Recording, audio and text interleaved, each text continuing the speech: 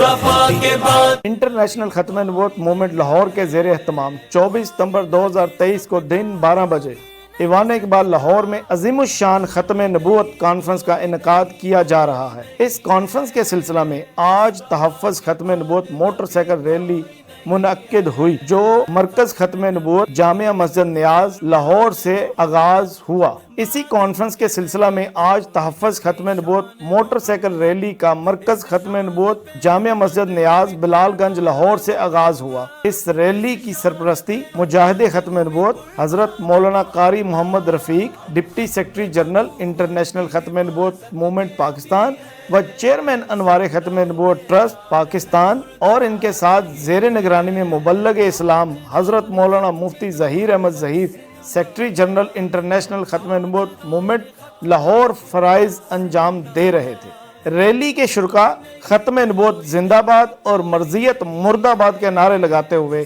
مال road سے گزر کر براستہ Egerton road press club Lahore پہنچے۔ مختلف مقامات سے لوگ عقیدہ ختم نبوت سے والہانہ وابستگی کا اظہار کرتے ہوئے تحفظ ختم نبوت ریلی میں شریک ہوتے رہے۔ ریلی کے شرکا انٹرنیشنل ختم نبوت موومنٹ کے جھنڈے اور پاکستان کے جھنڈے اٹھا کر لہراتے ہوئے جا رہے تھے۔ پریس کلب لاہور کے سامنے تحفظ ختم نبوت ریلی کے اختتام پر بیانات ہوئے جس میں قاری احسان اللہ خان اور داؤد احمد نقشبندی کی تلاوت سے اختتامی تقریب کا آغاز ہوا جس میں حافظ احمد الحسینی نے خوبصورت آواز میں ختم نبوت کا ترانہ بھی پیش کیا۔ بعد ازاں مولانا حافظ نصیر احمد احرار سیکرٹری جنرل جمعیت علماء اسلام، حافظ غضنفر عزیز سیکرٹری اطلاعات جمعیت علماء اسلام پنجاب صاحبان نے بطور خصوصی شرکت فرمائی اور بیانات بھی کیے۔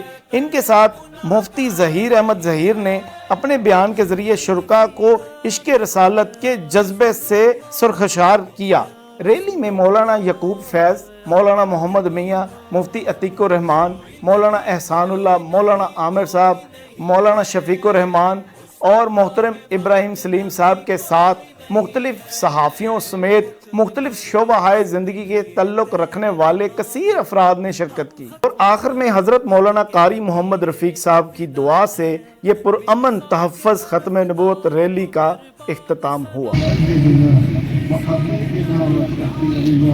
وقرة أعيننا ومرضة قلوبنا سيدنا ومولانا محمد وآله وأصحابه أجمعين.